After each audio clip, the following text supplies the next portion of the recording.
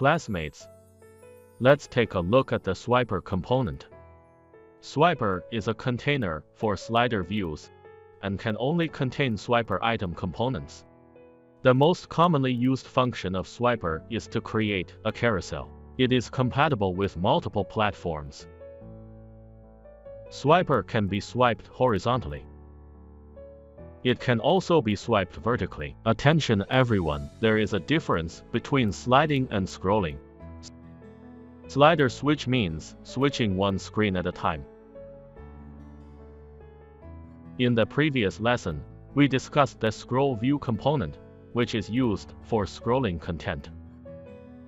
In swiper, the slider switch cannot stay in the middle of two slider areas. Let's take a look at the common attributes of swiper in the table below. The first attribute is indicator dots.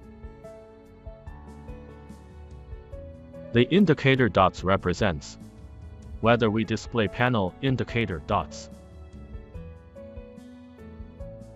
What is an indicator dots panel? It refers to the panel that displays the indicator dots. Classmates, take a look at this, it's a carousel. These dots represent indicators.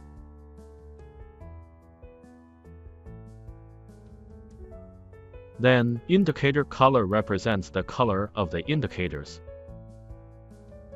Let's see. The color of these indicators is red. Indicator active color refers to the color of the selected indicator. And in this case, the selected indicator is blue. The color of the unselected indicators is red. These are the three attributes related to indicators. Next is autoplay, which indicates whether automatic switching is enabled. Everyone, take a look. I haven't made any adjustments to it, but it has already switched automatically. The current attribute indicates the current index of the slider. We have 3 sliders, so its current should be 0. But now it's 1. And then 2. The interval attribute represents the time interval for automatic switching. This refers to when it automatically switches. How long is this time interval? Currently, it's set to 500 milliseconds. The duration refers to the duration of the sliding animation, while circular indicates whether the sliding is seamless. Here, seamless means that after reaching the end, it returns to the beginning. Let's see if it does. You see the first, the second, the third, and back to the first. It is currently using seamless sliding. The vertical attribute represents vertical sliding, while the default direction for the swiper component is horizontal sliding. Let's see. The default direction is horizontal. When vertical is set to true, it represents vertical sliding. The last attribute is change. When the value of current changes, it triggers the change event. Inside the page, using the swiper component is very simple. Next, let's take a look at this example below. In this example, we have a slideshow. This slideshow contains 3 images: banner 1, banner 2, and banner 3. First, there is a swiper component. Within the swiper, circular presents seamless sliding. Indicator dots indicates whether there is an indicator dot panel. Autoplayer presents automatic playback. Interval signifies the duration of the slideshow's transitions, and duration denotes the interval for automatic playback. As you can see, this is the color of the indicator dot. And this is the color after activation. Let's take a look. This is a cyclic rendering with 3 images placed inside that images directory under that path directory. Using v4 item and item path 3 images. After the cyclic rendering, we have a total of 3 swiper item components inside. This is how it appears when displayed. This is a switch component that controls the indicator dots.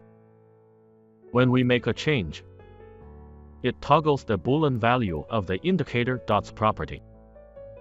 Under the default circumstances, the indicator dots property is true.